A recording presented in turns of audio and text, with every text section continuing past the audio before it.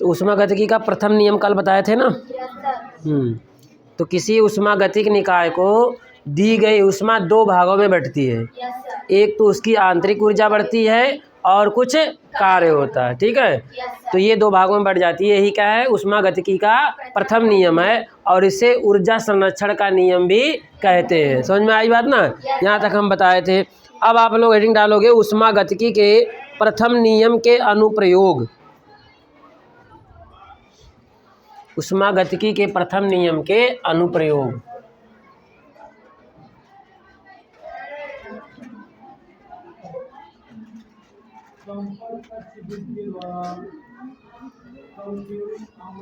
ठीक है ना, ऊष्मागतिकी के प्रथम नियम का अनुप्रयोग। तो इसमें पहले हेडिंग डालोगे चक्रीय प्रक्रम।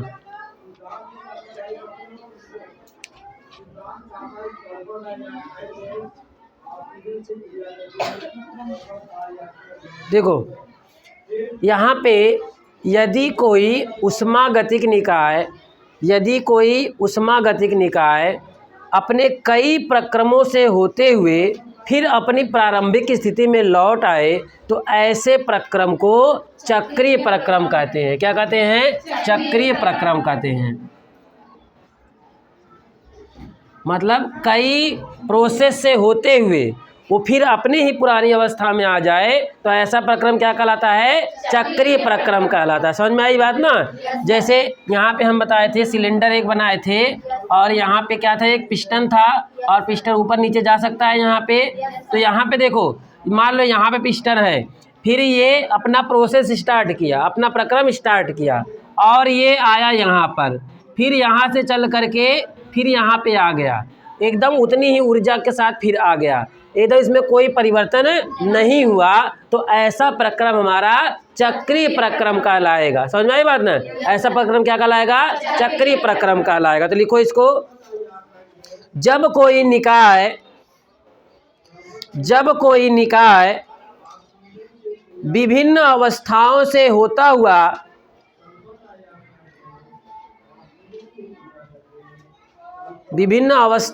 होता हुआ अपनी प्रारंभिक अवस्था में लौट आता है, विभिन्न अवस्थाओं से होता हुआ अपनी प्रारंभिक अवस्था में लौट आता है, तो ऐसे प्रक्रम चक्रीय प्रक्रम कहलाते हैं। तो ऐसे प्रक्रम चक्रीय प्रक्रम कहलाते हैं। तो ऐसा प्रक्रम जो विभिन्न अवस्थाओं से होता हुआ अपनी प्रारंभिक अवस्था में पुनः लौट आए तो ऐसा प्रक्रम क्या कहलाएगा? चक्रीय प्रक्रम कहलाएगा। क्या कहलाएगा? चक्रीय प्रक्रम कहलाएगा। अब यदि अपनी प्रारंभिक अवस्था में पुनः लौट आ रहा है तो इसका मतलब है कि उसकी आंतरिक ऊर्जा में वृद्धि नहीं होगी। अगर अपनी अवस्था में जहाँ पे था वहीं पे आ गया, इसका मतलब उसकी आंतरिक ऊर्जा में अंतर नहीं हुआ, परिवर्तन कोई नहीं हुआ। समझ में आई बात ना। तो ऐसा प्रक्रम जो विभिन्न अवस्थाओं से होते हुए अपनी प्रारंभिक अवस्था में आ जाए तो ऐसा प्रक्रम क्या कहलाता है? चक्रीय प्रक्रम कहलाता है। और इस चक्रीय प्रक्रम में उसकी आंतरिक ऊर्जा में कोई परिवर्तन नहीं होता। समझ में आई बात ना। उसकी आंतरिक ऊर्जा में कोई परिवर्तन नहीं होता। अब देखो यहाँ पे जो ऊष्मागतिकी का प्रथम नियम था, यहाँ पे क्या था, अगर हम ऊष्मा dQ दिया करते थे तो यहाँ पे आंतरिक ऊर्जा क्या वृद्धि थी? du था प्लस, और यहाँ पे PdV था, PdV या फिर क्या लिख सकते हैं? dW। ठीक ना। तो यहाँ PdV हो जाएगा, ठीक है ना। तो यहाँ पे अगर ये जीरो होगा यानी उसकी आंतरिक ऊर्जा में परिवर्तन क्या है? जीरो है। तो ये पूरा जीरो हो जाएगा, ठीक है ना। और इसको PdV को PW भी है, DW भी लिखे थे हम ना, यानी कार्य है या कार्य आपको दाब और आयतन के रिस्पेक्ट में है, या इसको हम DW भी लिख सकते हैं। यानी कि किसी भी ऐसे प्रक्रम में, चक्रीय प्रक्रम में जितनी हम ऊष्मा उस निकाय को देते हैं वो पूरा निकाय क्या कर देता है, कार्य में बदल देता है। उसको क्या कर देता है, पूरा पूरा कार्य में बदल देता है। ऐसा प्रक्रम क्या रहता है, चक्रीय प्रक्रम रहता है, और इसमें आंतरिक ऊर्जा का परिवर्तन कोई नहीं होता। समझ में आई बात ना।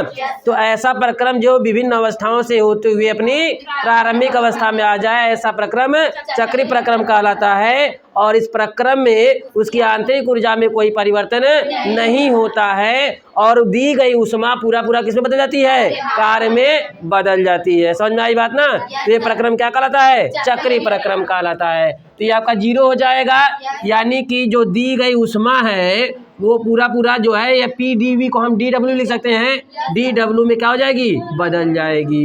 यानी कि एक चक्रीय प्रक्रम के लिए dQ इक्वल टू क्या होता है, dW होता है। लिख लो इसको, या ऐसा भी लिख सकते हैं, अगर ये छोटा सा कार्य है, बड़ा कार्य तो Q है, और यहाँ पे बड़ा कार्य बड़ा अगर अधिक ऊष्मा दे रहे तो क्यों दे रहे हैं, और उसी हिसाब से अधिक कार्य भी होगा तो इसको क्या लेंगे, W। यानी कि दी गई ऊष्मा क्या किस में बदल जाएगी, कार्य बदल जाएगी, और उसकी आंतरिक ऊर्जा में कोई परिवर्तन नहीं होगा। लिख लो इसको।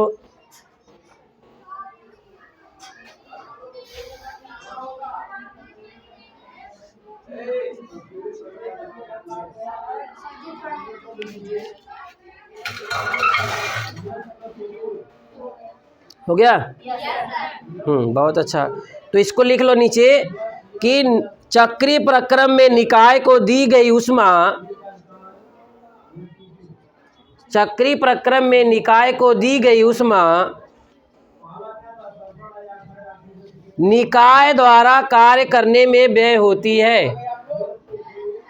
निकाय द्वारा कार्य करने में व्यय होती है।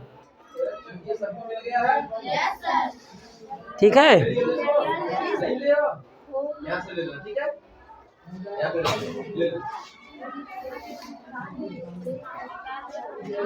सबको कार्ड मिल गया है ना, नहीं तो बाद में ये झगड़ा मत करना कि जो है हमको मिला ही नहीं, हम क्यों आए।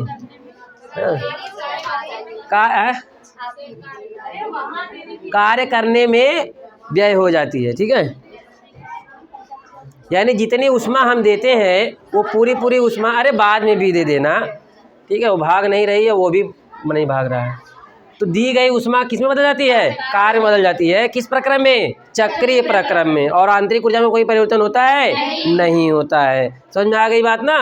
अब हेडिंग डालोगे दूसरा नंबर, ये पहला नंबर इसको डाल देना। अब दूसरा नंबर डालोगे समदाबीय प्रक्रम, समदाबीय प्रक्रम। हो गया। तो अगर समदाबी प्रक्रम, इससे कहने से ही पता चल रहा है, इसमें क्या कांस्टेंट रहेगा, दाब कांस्टेंट रहेगा, यानी दाब परिवर्तित नहीं होगा। यानी कि ऐसा प्रक्रम जो विभिन्न अवस्थाओं में परिवर्तित हो लेकिन उसके दाब में कोई परिवर्तन ना हो, तो ऐसा प्रक्रम क्या कहलाएगा, समदाबी प्रक्रम कहलाएगा। क्या कहलाएगा, समदाबी प्रक्रम कहलाएगा। और इसमें क्या था, वो अपनी प्रारंभिक अवस्था में आ जाता था। ठीक है ना। और यहाँ पे हाँ, आंतरिक ऊर्जा में वहाँ पे परिवर्तन नहीं होता था। यहाँ पे क्या है, इसके पूरे प्रोसेस में दाब क्या रहेगा, समान रहेगा। दाब क्या रहेगा, एक समान रहेगा। तो लिख लो इसको, वह चक्रीय प्रक्रम जिसमें निकाय का दाब, निकाय का दाब स्थिर रहे, समदाबीय प्रक्रम कहलाता है।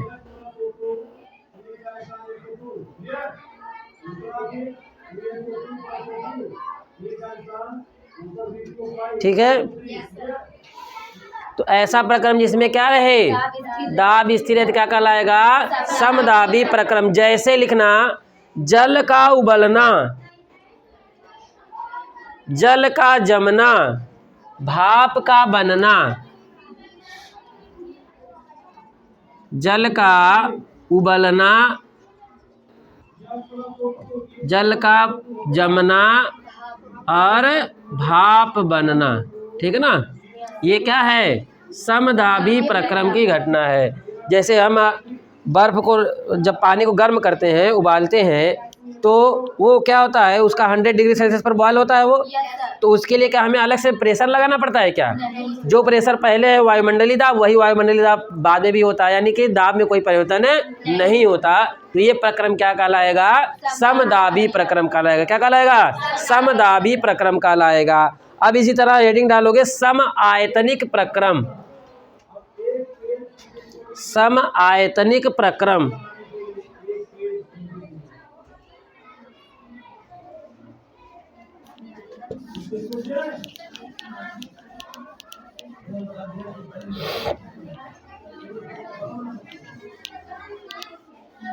देखो यहाँ पे अगर समदाबी बताए थे, यहाँ पे क्या है, ये P परिवर्तन वाला नहीं है। ये P जैसे अगर dV होता, जैसे यहाँ पे dV है, ये dV क्या परिवर्तन बता रहा है, ठीक है ना, और ये P क्या बता रहा है? दाब, कोई पार्टिकुलर दाब बता रहा है। समझ में आ रही बात ना?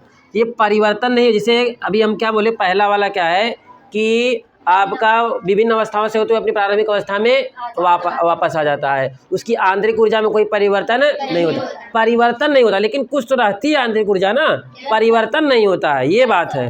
वो आंतरिक ऊर्जा रहती है। तो ये देखो परिवर्तन है ये, यानी परिवर्तन डी से अगर कोई डिनोट करता है तो वो क्या होता है? परिवर्तन बताता है। यानी डी यू क्या, ये परिवर्तन है, परिवर्तन जीरो है, लेकिन कुछ न कुछ आंतरिक ऊर्जा है उसमें, इसलिए इसके जीरो माने थे। क्यों माने थे? क्योंकि परिवर्तन जीरो था, ठीक है ना। इसलिए जो किया गया, दी गई ऊष्मा किस में बदल गई थी? कार्य में बदल गई थी। यहाँ पे ये परिवर्तन नहीं है, जबकि क्या है? एक दाब, पार्टिकुलर दाब है, ठीक है ना। तो इसमें इसलिए ये जीरो नहीं, कार्य जीरो नहीं होगा, ठीक है। अब क्या हेडिंग डाले हो? सम आयतनिक प्रक्रम। तो इसको कहने से ही पता चल रहा है कि ऐसा प्रक्रम जिसमें पूरे प्रक्रिया में आयतन क्या हो? समान और स्थिर रहे, तो क्या कहलाएगा? सम आयतनिक प्रक्रम कहलाएगा। अब देखो यहाँ पे, अगर यहाँ पे D Q equal to D U plus P D B है, तो यानी कि यहाँ पे क्या है? जो आयतन में परिवर्तन है वो नहीं है, एक समान परिवर्तन, मतलब जो भी आयतन है वो कांस्टेंट है, फिक्स है, वो बदल नहीं रहा है। समझ में आ रही बात ना? जैसे हम एक बंद बर्तन में गैस को गर्म करें, ठीक है, तो ये बंद बर्तन जो है इसका आयतन फिक्स है, ये बदल नहीं रहा है, तब ये प्रक्रम क्या कहलाएगा? सम आयतनिक प्रक्रम कहलाएगा। क्या कहलाएगा? सम आयतनिक प्रक्रम कहलाएगा। अब इसमें देखो, अगर यहाँ आयतन में वृद्धि नहीं होगी तो क्या ये dV जीरो रहेगा कि नहीं रहेगा? रहेगा जीरो, क्योंकि ये dV क्या है? आयतन में वृद्धि है या आयतन में परिवर्तन है, कमी या वृद्धि? आयतन में परिवर्तन क्या बता रहा है? dV बता रहा है। क्या बता रहा है? dV बता रहा है। और यहाँ पे आयतन में परिवर्तन नहीं हो रहा है, इसका मतलब ये क्या है? यहाँ पे जीरो है। ये क्या है? जीरो है। इसका मतलब सम आयतनिक प्रक्रम में यदि हम ऊष्मा देते हैं तो उसमें आयतन में परिवर्तन क्या होता है? जीरो होगा। आयतन में परिवर्तन जीरो का मतलब पी डी वी पूरा क्या हो जाएगा? जीरो, यानी पी इंटू जीरो क्या हो जाएगा? जीरो हो जाएगा। और पी डी वी क्या है? किया गया कार्य होता है। पी डी वी क्या होता है? कार्य होता है, और कार्य क्या हो जाएगा? जीरो हो जाएगा। और यदि कार्य जीरो हो रहा है तो जो हम ऊष्मा दे रहे हैं वो कहाँ जाएगी? उसकी आंतरिक ऊर्जा के वृद्धि में जाएगी या परिवर्तन में जाएगी। समझ में आई बात ना? तो दी गई ऊष्मा कहाँ बदल रही है? उसकी आंतरिक ऊर्जा में परिवर्तन कर रहा है। और यहाँ पे कोई कार्य नहीं हो रहा है। कार्य क्यों नहीं हो रहा है? क्योंकि आयतन में कोई परिवर्तन नहीं हो रहा है। आयतन में परिवर्तन होता तो कुछ कार्य होता, लेकिन यहाँ पे आयतन में परिवर्तन नहीं हो रहा है। और अगर आयतन में परिवर्तन नहीं हो रहा है तो दी गई ऊष्मा कहाँ चली जा रही है? उसकी आंतरिक ऊर्जा में परिवर्तन या उसकी आंतरिक ऊर्जा की वृद्धि में चली जा रही है। समझ में आई बात ना? तो यहाँ पे जब हम ऊष्मा देते हैं वो कहाँ पे चली जाती है? हाँ, और अगर चक्रीय प्रक्रम होता है तो वहाँ पे कहाँ चली जाती है? कार्य में बदल जाती है। तो लिख लो इसको, वह प्रक्रम जिसमें निकाय का आयतन स्थिर रहता है, वह प्रक्रम जिसमें निकाय का आयतन स्थिर रहता है सम आयतनिक प्रक्रम कहलाता है। सम आयतनिक प्रक्रम कहलाता है, ठीक है। तो यहाँ पे देखो, उष्मागतिकी का प्रथम नियम क्या है यहाँ पे? D Q is equal to D you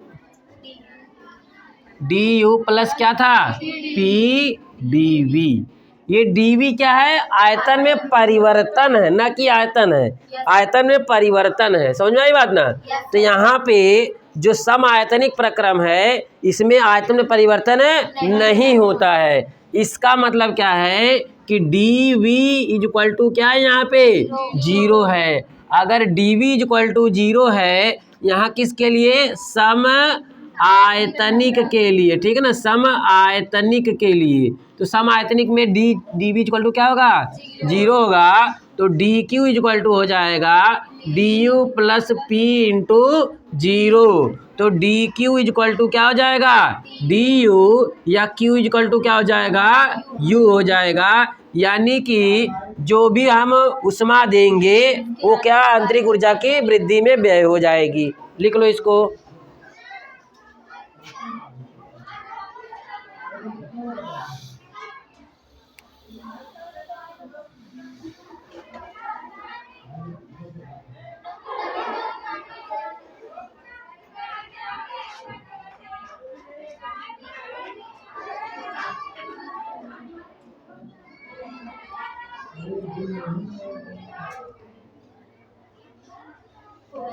हो गया?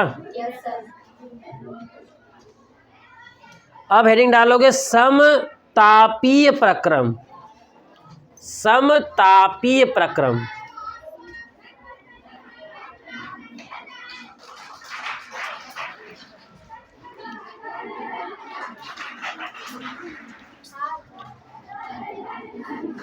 झगड़ा झगड़ा झगड़ा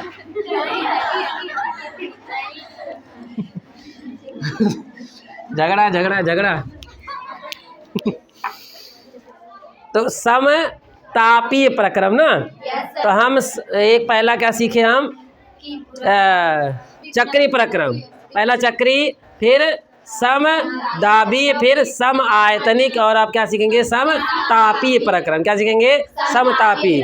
तो कहने से ही पता चल रहा है इसमें क्या कांस्टेंट रहेगा? ताप। ताप बदलेगा नहीं। समझ में आई बात ना? तो ऐसा प्रक्रम जिसके प्रोसेस के दौरान को ताप में परिवर्तन ना हो तो ऐसा प्रक्रम क्या कहलाएगा? समतापी प्रक्रम कहलाएगा। क्या कहलाएगा? समतापी प्रक्रम कहलाएगा। तो हेडिंग डाल दिया आप लोग। अब लिखना वह प्रक्रम जिसमें निकाय का ताप स्थिर बना रहता है,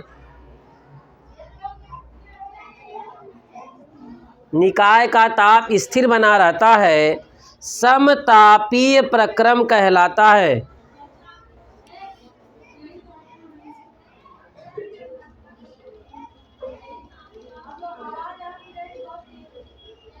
ठीक है? तो ऐसा प्रक्रम जिसमें ताप स्थिर बना रहता है समतापीय प्रक्रम कहलाता है। कल हम बात किए थे आदर्श गैस के बारे में, ठीक है ना। आदर्श गैस वो गैस होती है जो चार्ल्स और बॉयल के नियम का पूर्णतया पालन करती है। क्या कहलाती है? आदर्श गैस कहलाती है। और आदर्श गैस की एक खास बात यह है कि इसकी आंतरिक ऊर्जा सिर्फ इसके ताप पर निर्भर करती है। आदर्श गैस की आंतरिक ऊर्जा सिर्फ इसके ताप पर निर्भर करती है। इसका मतलब ये है कि ताप में परिवर्तन नहीं होगा तो इसकी आंतरिक ऊर्जा में भी परिवर्तन नहीं होगा। आदर्श गैस की आंतरिक ऊर्जा सिर्फ उसके ताप पर निर्भर करती है, जिससे यह निष्कर्ष निकलता है कि यदि उसके ताप में परिवर्तन ना किया जाए तो उसकी आंतरिक ऊर्जा में भी परिवर्तन नहीं होगा। उसकी आंतरिक ऊर्जा में परिवर्तन नहीं होगा। समझ में आई बात ना? और आदर्श गैस की दूसरी मतलब क्या है कि जो चार्ल्स और बॉयल के नियम का पूर्णतया पालन करें। अब देखो यहाँ पे फिर से हम लिख रहे हैं आपके ऊष्मागतिकी का प्रथम नियम। तो यहाँ पे डी क्यू इक्वल टू क्या होता है? D U plus D W या पी डी वी, ठीक है ना। अब देखो यहाँ पे अभी हम क्या बोले हैं कि सब यहाँ पे कौन सा प्रक्रम है आपका? समतापीय प्रक्रम, यानी ताप बदलने वाला नहीं है। अब ताप नहीं बदलेगा। और अभी हम आदर्श गैस का एक खास बात बताए हैं कि उसकी आंतरिक ऊर्जा में परिवर्तन सिर्फ उसके ताप परिवर्तन पर निर्भर करता है। यहाँ पे ताप में परिवर्तन हो ही नहीं रहा है, इसका मतलब इसकी आंतरिक ऊर्जा में कोई परिवर्तन नहीं हो रहा है। इसका मतलब कि डी यू क्या होगा? जीरो होगा। इसका मतलब डी यू क्या होगा? जीरो होगा। क्यों होगा? क्योंकि आदर्श गैस की आंतरिक ऊर्जा सिर्फ उसके ताप परिवर्तन पर निर्भर करती है, और अगर ताप परिवर्तन हो ही नहीं रहा है तो आंतरिक ऊर्जा में भी परिवर्तन नहीं होगा। और डी यू आंतरिक ऊर्जा होती है, इसलिए डी यू यहाँ पे क्या रहेगा? जीरो रहेगा। डी यू क्या रहेगा? जीरो रहेगा। अब इसका मतलब क्या हो गया कि डी क्यू इक्वल टू क्या हो जाएगा? डी डब्ल्यू, यानी ये जीरो हो गया, ठीक ना? तो क्यू इक्वल टू क्या हो जाएगा? डब्ल्यू, यानी कि जो उष्मा हम देंगे इसमें भी वो कहाँ चली जाएगी? कार्य में बदल जाएगी। और यही वाला पहला वाला भी था, ठीक ना? लेकिन वहाँ पे आदर्श गैस की बात नहीं हुई थी। तो पहले और आगे एक लाइन लिख लो आप कि आदर्श गैस की, यहाँ तक लिख लियो ना कि स्थिर बना रहे समतापी प्रक्रम कहलाता है। हो गया ना यहाँ तक? अब उसके नीचे लिखना आदर्श गैस की आंतरिक ऊर्जा,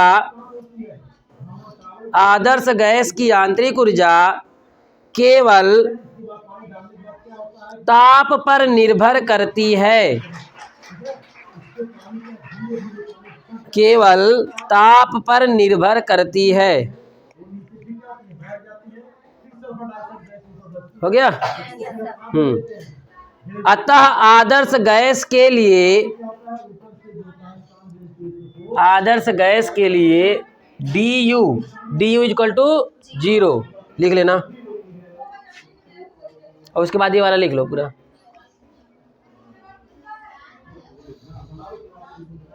अब डी यू का मतलब दिल्ली यूनिवर्सिटी भी होता है।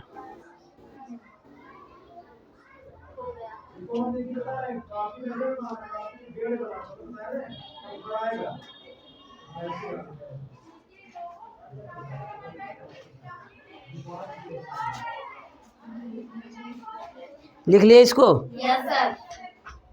तो इसके नीचे लिखना इस प्रकार आदर्श गैस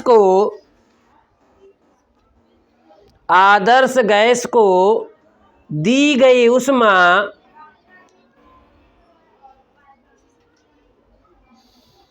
गैस द्वारा किए गए कार्य के बराबर होती है।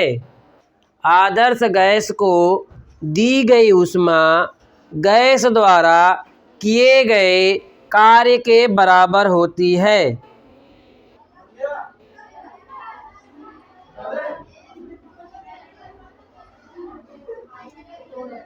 हो गया? बहुत अच्छी बात, समझ में आया सब ना? हाँ, समझ में सबसे मेन वही हमारा काम से। हाँ, अब हेडिंग डालोगे रुद्धोष्म प्रक्रम। रुद्धोष्म प्रक्रम,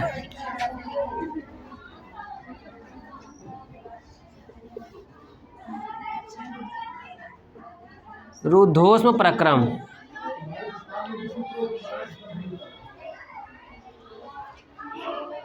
ठीक है?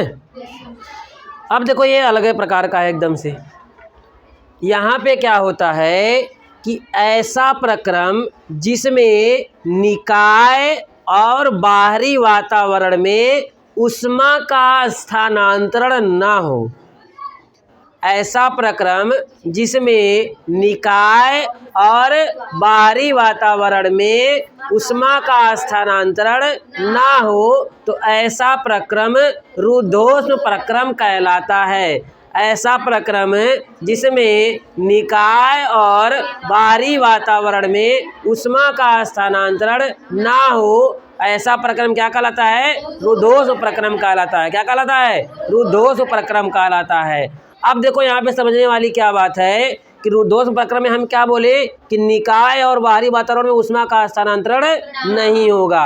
अब नहीं होगा तो हम जो अभी तक निकाय लिए थे उसमें हम क्या दे रहे थे? ऊष्मा दे रहे थे। उसमें क्या दे रहे थे? ऊष्मा दे रहे थे। हमें कुछ कार्य मिल रहा था और उसकी आंतरिक ऊर्जा में वृद्धि हो रही थी। लेकिन यहाँ पे हम ऊष्मा ही नहीं दे रहे हैं, बाहरी वातावरण से इसको अलग रख दिए हैं, बाहरी वातावरण से इसको ऊष्मा नहीं दे रहे हैं। इसका मतलब यहाँ पे क्या है, Q क्या रहेगा, 0 रहेगा। Q क्या रहेगा, 0 रहेगा, यानी बाहर से हम कोई ऊष्मा इसको नहीं दे रहे हैं। अब बाहर से ऊष्मा तो दे रहे, जो देते हैं वही तो क्या होता है, Q होता है, वही क्या होता है, Q होता है, और वही हम नहीं दे रहे हैं। समझ में आई बात ना।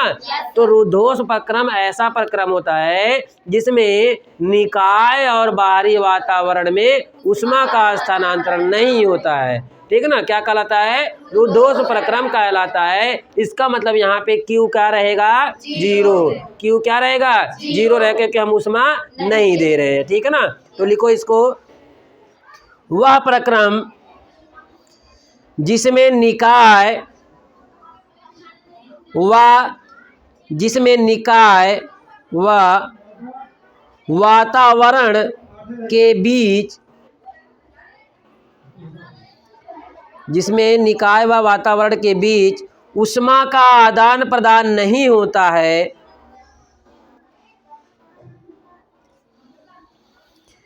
रुद्धोष् प्रक्रम कहलाता है।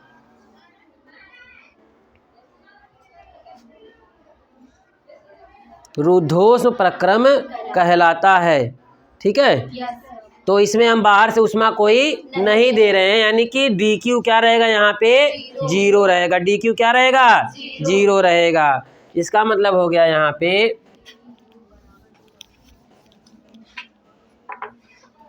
जो dQ दे रहे हैं, फोटो खींच रहा है, du प्लस क्या है, dW। तो अब यहाँ पे हम क्या बोले हैं, इसको तो हम दे ही नहीं रहे हैं, तो ये क्या रहेगा, 0 रहेगा। यानी du plus dW equal to क्या रहेगा, 0 रहेगा। यानी कि यहाँ पे बाहर से ऊष्मा हम नहीं देंगे। समझ में आई बात ना। अब देखो यहाँ पे एक कॉन्सेप्ट याद रख लेना आप लोगों को, जब भी हम निकाय को ऊष्मा देते हैं या निकाय पर कार्य करते हैं, तब वो कार्य धनात्मक ऋणात्मक माना जाता है, ठीक है ना। जब हम किसी निकाय पर कार्य करते हैं तो वो कार्य क्या माना जाता है, ऋणात्मक, निगेटिव माना जाता है। और जब खुद निकाय कार्य करता है उस कार्य को हम धनात्मक मानते हैं। समझ में आई बात ना। यहाँ पे जब हम निकाय पर कार्य करते हैं तो वहाँ कार्य क्या होता है, ऋणात्मक होता है, और निकाय द्वारा कार्य होता है तो धनात्मक होता है। अब ऐसा समझ लो कि निकाय का कार्य, निकाय का मतलब क्या होता है, निकाय हमें कार्य कुछ करके दे, ठीक है ना। निकाय हमें क्या करके दे, कार्य करके दे, यानी उसका प्लस पॉइंट क्या है, कार्य करके देना हमें। ये तो उसका निगेटिव पॉइंट है ना कि हम उसको कार्य दे रहे हैं। निकाय का काम तो यही होता है ना। मान लो आप कोई नौकर रखे हो तो उसका आप पैसा तो दे रहे हो, लेकिन आपका मेन पर्पज क्या है, काम लेना उससे ना। यानी वो निकाय अगर है तो निकाय से कार्य लेना है हमें, तो वो पॉजिटिव काम, हमारा मेन पर्पज क्या है, कार्य लेना, यानी काम लेना निकाय से, ठीक है ना। इसलिए इसको हम क्या मानते हैं, पॉजिटिव मानते हैं। वो तो हम पैसा इसलिए देते हैं ताकि वो रुका रहे, भागे ना, ठीक है, इसलिए हम उसको रखते हैं, ठीक है। तो यहाँ पे हम निकाय को जो कार्य करते, निकाय के ऊपर कार्य करते हैं, वो क्या होता है, ऋणात्मक होता है। और जब निकाय द्वारा कार्य किया जाता है तो धनात्मक होता है। समझ में आई बात ना। तो लिखना इसके नीचे, यदि कार्य पर निकाय, यदि कार्य निकाय पर किया जाता है, यदि कार्य निकाय पर किया जाता है तो कार्य ऋणात्मक होगा,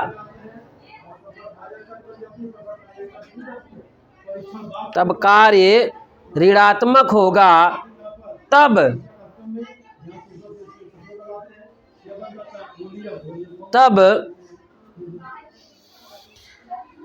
आंतरिक ऊर्जा में किए गए कार्य के बराबर, आंतरिक ऊर्जा में किए गए कार्य के बराबर वृद्धि हो जाती है।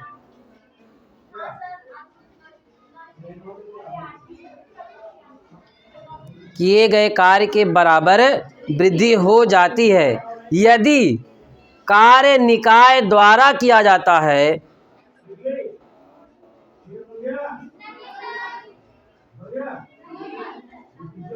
यदि कार्य निकाय द्वारा किया जाता है तो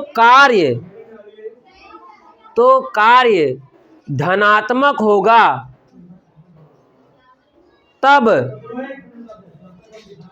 आंतरिक ऊर्जा में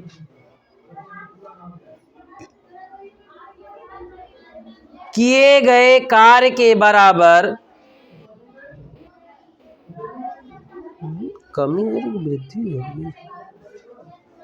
कमी हो जाती है।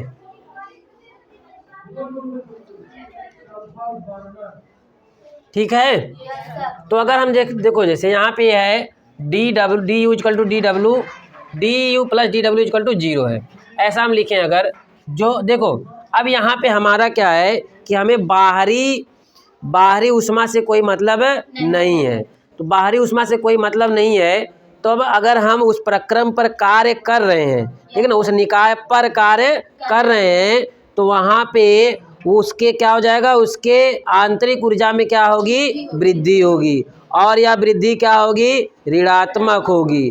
और यदि निकाय द्वारा कार्य किया जाता है तो निकाय की जो आंतरिक ऊर्जा है वही आंतरिक ऊर्जा किसके में बदल जाएगी, कार्य में बदल जाएगी। किसमें बदल जाएगी, कार्य में बदल जाएगी, और यह प्रोसेस क्या रहेगा, धनात्मक रहेगा। क्या रहेगा, धनात्मक रहेगा। समझ में आई बात ना। तो जब हम बाहर से उष्मा ना दे तो ये प्रक्रम क्या कहलाता है, रुद्धोष्म प्रक्रम कहलाता है। जब हम क्या करें, यहाँ पे बाहर से उष्मा ना दे तो क्या कैसा प्रक्रम कहलाता है, रुद्धोष्म प्रक्रम कहलाएगा। और रुद्धोष्म प्रक्रम में बाहर से मतलब कोई नहीं है, तो यदि हम उस निकाय पर कार्य कर रहे हैं तो वो कार्य किस में बदल जाता है, उसकी आंतरिक ऊर्जा की वृद्धि में बदल जाता है, और ये कार्य क्या होता है, ऋणात्मक होता है। और जब निकाय की आंतरिक ऊर्जा द्वारा कार्य किया जाता है, जब निकाय की आंतरिक ऊर्जा द्वारा कार्य किया जाता है तो आंतरिक ऊर्जा में क्या होगी, कमी होगी, और इस समय जो कार्य होगा वो क्या रहेगा, धनात्मक रहेगा। क्या रहेगा, धनात्मक रहेगा। अब जैसे हम यहाँ पे लिखें, जो कार्य है W और यहाँ पे आंतरिक ऊर्जा में परिवर्तन है, मान ले रहे हैं डेल्टा U, ठीक है। तो यहाँ पे जो डेल्टा U है, ये जो कार्य है, कार्य कब धनात्मक होगा, कार्य कब धनात्मक होगा, जब आपका निकाय द्वारा कार्य किया जाएगा, और यहाँ पे आपका कार्य ऋणात्मक होगा, हाँ, निकाय पर कार्य किया जाता है, ठीक है ना। तो माइनस W क्या है, जब निकाय पर कार्य किया जाए, और प्लस W क्या है, जब निकाय द्वारा। ये क्या है, निकाय द्वारा है, ठीक है ना, ये निकाय द्वारा है और ये निकाय पर है, ठीक है ना, निकाय पर। तो निकाय पर कार्य करेंगे तो ऋणात्मक होगा, और निकाय द्वारा कार्य होगा तो धनात्मक होगा। और जब निकाय द्वारा कार्य होता है तो उसकी आंतरिक ऊर्जा में कमी होती है, और जब निकाय पर कार्य होता है तो उसकी आंतरिक ऊर्जा में वृद्धि होती है, जब बाहर का वातावरण निकाय से एकदम से उष्मा का आदान प्रदान ना हो, ठीक है ना। तो समझ में आ गया ना, रुद्धोष्म प्रक्रम। चलो अच्छी बात है, तो ये आपके उपयोग हो गए। अब एक हेडिंग डालोगे, स्वतंत्र कोटियाँ। इसको लिख लो, इतना लिख लो, जैसे ये थोड़ा समझने की शार्ट, वो तो लिखवा ही दिए हैं, इसको लिख लो।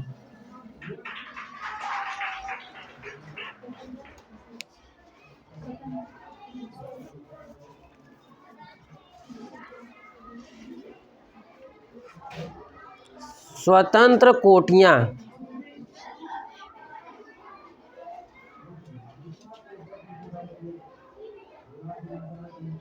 हो गया। देखो यहाँ पे जो कण होते हैं, कण कोई है वो स्वतंत्र रूप से कितनी प्रकार की गति कर सकता है, वही उसकी स्वतंत्रता की कोटि होती है, कोटियाँ होती है। यानी कि कोई कण यदि है वो स्वतंत्र रूप से कितनी प्रकार की गति कर सकता है, वही क्या होती है, उसकी स्वतंत्र कोटियाँ होती है। क्या होती हैं, स्वतंत्र कोटियाँ होती हैं। समझ में आई बात ना। तो जितने प्रकार की वो गति कर सकता है वही क्या होगी, उसकी स्वतंत्र कोटि होगी। समझ में आ गई बात ना।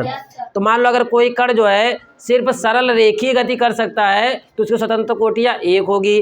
अगर मान लो स्वतंत्र वो सरल रेखीय और वृत्तीय दोनों कर सकता है तो दो विमीय दो कोटि हो जाएगी। ये होता है, ठीक ना। तो लिखना किसी कण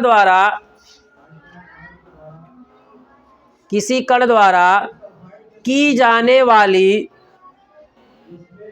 स्वतंत्र प्रकार की गतियों की संख्या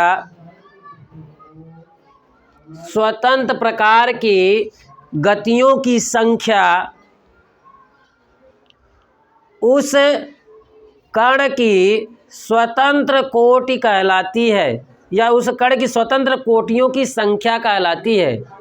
उस कण की स्वतंत्र कोटियों की संख्या कहलाती है।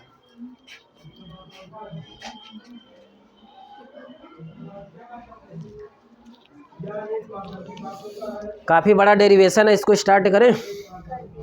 चलो हेडिंग डालो मेयर का सूत्र। मेयर,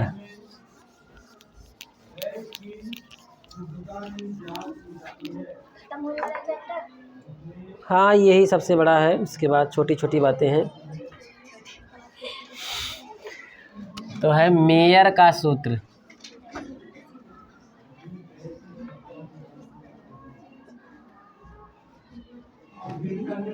तो इनका सूत्र है CP minus CV is equal to R।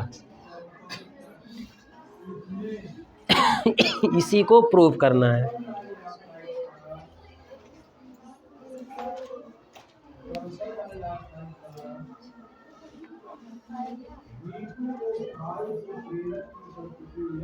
CP CV बताए थे ना, क्या है बताओ।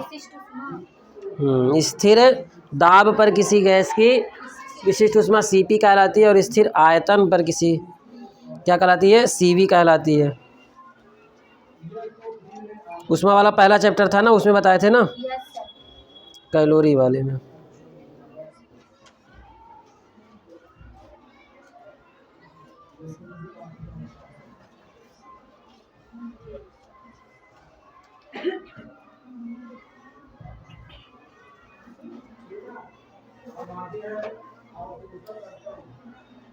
चलो स्टार्ट करते हैं।